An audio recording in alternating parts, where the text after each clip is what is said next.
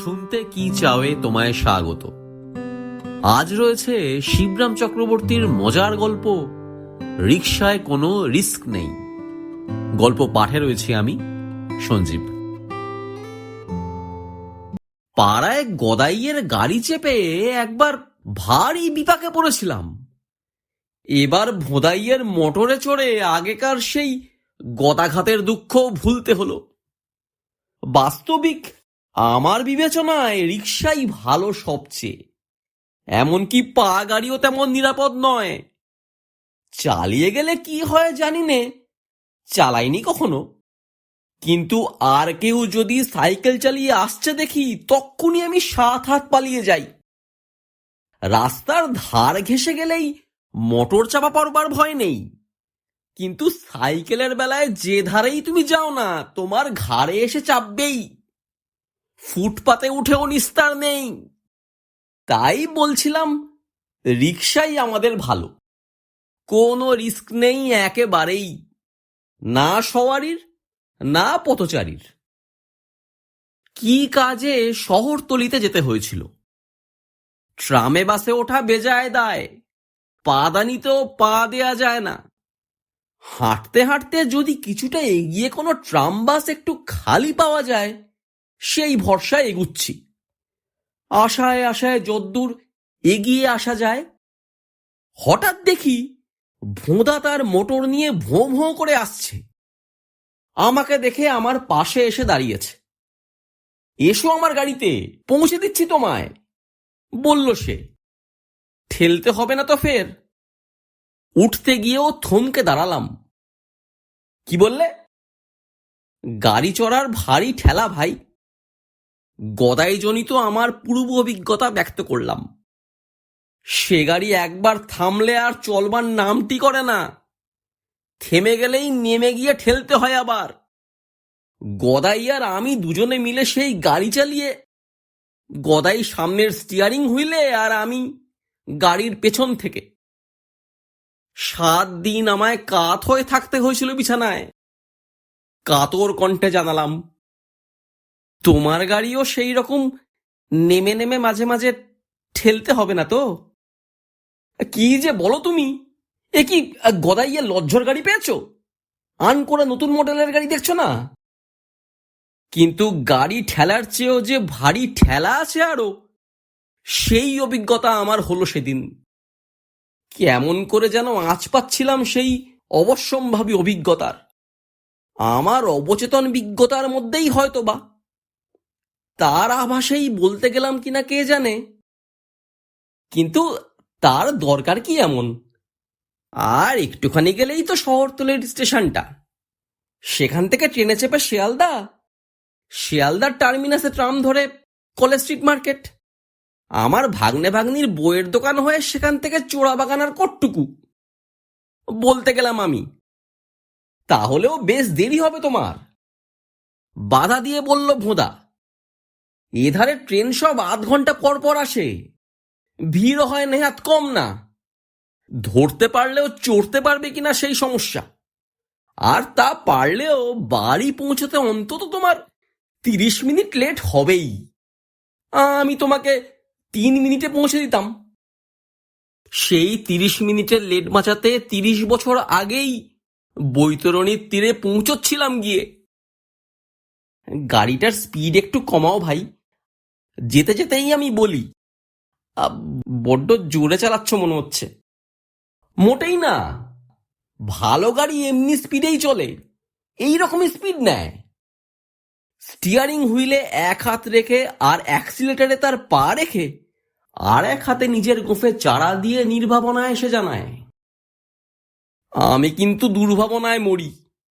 একটা পথ দুর্ঘটনা না বাঁধিয়ে বসে আচমকা। ভারী ভয় করছে কিন্তু আমার, যদি একটা কিছু 1 ইঞ্চির চেয়ে কিঞ্চিত বেশি ব্যবধানে একটা সাইকেলের পাশ কাটিয়ে এসে যায়। জানো, গাড়িকে সব সময় টিপ টপ কন্ডিশনে রাখতে হয়, তাহলেই আর টপ করে কোনো দুর্ঘটনা ঘটে না। গাড়ির মেকানিজম যদি গাড়ির মালিকের জানা থাকে, আর সর্বদাই যদি সে নিজের গাড়ির খবর রাখে আর নিজেই চালায়, তা বটে। উল্কার মতো একটা লরির পাশ দিয়ে যাবার কালে সভয়ে আমি চোখ বুজি। আমার কথা নিঃশ্বাস দুই বন্ধ হয়ে আসে। এই লরিগুলোই তো অ্যাক্সিডেন্ট বাধায়, বুঝেছো? কি করে চালাতে হয় জানে না একদম। ভোঁদা ভারী বেজার হয়ে ওঠে লরিটার উপর। হ্যাঁ, কি বলছিলাম? এর কলকবজা সব আমার নখদর্পণে। এর কোণার বল্টুটাও আমার অজানা নয়। আমার গাড়ি আমি নিজেই সারাই, কোনো কারখানায় সারাতে পাঠাই না। গাড়ির সব পার্টস নষ্ট করে দেয় তারাই। পরপর দুটো পেট্রোল ট্যাঙ্কের রগ ঘেঁষে চলে যায় গাড়িটা। না, ভোঁদার আমন্ত্রণ না নিলেই বুঝি ভালো করতাম আজ। গাড়ির আসল জিনিস হচ্ছে তার ব্রেক। ব্রেক যদি তোমার ঠিক থাকে, দুনিয়ার কিছুকে তোমার তো আক্কা নেই, বুঝলে? ব্রেক তোমার ঠিক আছে তো? কম্পিত কণ্ঠে জানতে চাই। আর ওর স্পিডোমিটারে 65 মাইলের স্পিড উঠেছে দেখতে পাই। 65, 65, 65। আমার মনে অনুরণিত হতে থাকে। ব্রেক আমার পারফেক্ট বলেই এত জোরে আমি চালাতে পারি। ওর কণ্ঠে ধ্বনিত হয়ে ওঠে। তোমার ব্রেক ভালো জেনে তবু একটু আশ্বাস পেলাম এখন। আমি বললাম, ভালো বলে ভালো, আমি নিজে হপ্তায় 2 বার করে অ্যাডজাস্ট করি ব্রেকটা। ব্রেকের কোনো গলদ আমি বরদাস্ত করতে পারি না। ব্রেকই তো গাড়ির প্রাণ হে।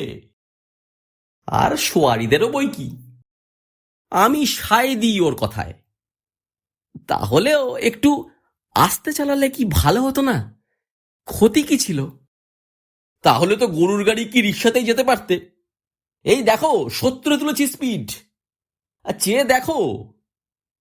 সে দেখায় ওই ব্রেকের ভরসাতেই। আমি সভয়ে চোখ তুলে তাকাই, দেখি 70। 70-এর মুখে ছাই দিয়ে সত্যি। তোমার ব্রেক ঠিক আছে তো? জানো তো ঠিক? আমি জিজ্ঞেস করি আবার, গাড়ি বার করার আগে পরীক্ষা করেছিলে আজ? আর ঘাবড়াচ্ছ কেন হে? আমার ব্রেকের সম্পর্কে তোমার কোনো সন্দেহ আছে নাকি? আর দাঁড়াও তাহলে, এক্ষুনি তোমার সন্দেহ মোচন করি। চক্ষুকর্ণের বিবাদ ভঞ্জন হয়ে যাক। এই দারুণ স্পিডের মাথাতেই আমি ব্রেক কষবো। ঠিক এখান থেকে 100 গজ দূরে। দরজার পাল্লাটা ধরে শক্ত হয়ে বসো, রেডি? আর ঠিক 100 গজ দূরেই সেই কাণ্ডটা ঘটল। বরাত জোর যে 3 জনেই আমরা রক্ষা পেলাম। এক আধটু আঁচড়ের ওপর দিয়েই বাঁচন হলো সে যাত্রায়। 3 জন মানে আমি, ভোঁদা আর পেছনের খালি ট্যাক্সির ড্রাইভারটা। 2খানা গাড়ির ধ্বংসাবশেষের ভেতর থেকে যখন কোনো রকমে খাড়া হয়ে উঠেছি, তখন ওদের দুজনের মধ্যে দারুণ তর্ক বেঁধেছে। ভোঁদা সেই ট্যাক্সি ড্রাইভারকে বোঝাতে চেষ্টা করছে যে তার গাড়ির ব্রেকটাও যদি ওর নিজের ব্রেকের মতোই টিপটপ অবস্থায় থাকতো, তাহলে এমন টপ করে এই দুর্ঘটনা ঘটতে পারত না। লোকটা কিন্তু মানতে চাইছে না কিছুতেই। দারুণ ঝগড়া বেঁধে গেছে দুজনের। মোড়ের পুলিশ সার্জেন্ট এদিকেই এগিয়ে আসছে দেখতে পেলাম। আর এমনি সময় এই দুর্বিপাকে ঠুন ঠুন ঠুন ঠুন কানের মধ্যে যেন মধুবর্ষণ হলো অকস্মাৎ। পাশ দিয়ে যাচ্ছিল, থামিয়ে চেপে বসেছি তৎক্ষণাৎ। ওদের দুজনকে সেই সতর্ক অবস্থায় ফেলে রেখেই। না, রিকশায় কোনো রিস্ক নেই। আর পাহারাওয়ালার পাল্লায় পড়ার মতন রিস্ক আর হয় না। অতএব অকুস্থল থেকে জহ পলায়তি। গল্প কেমন লাগলো জানাতে ভুলো না। ভালো লেগে থাকলে লাইক করো, প্রিয় মানুষের সঙ্গে শেয়ার করো। চ্যানেলটা সাবস্ক্রাইব না করা থাকলে সাবস্ক্রাইব করে দিও। জলদি ফিরে আসবো আবার নতুন গল্প নিয়ে। ভালো থেকো।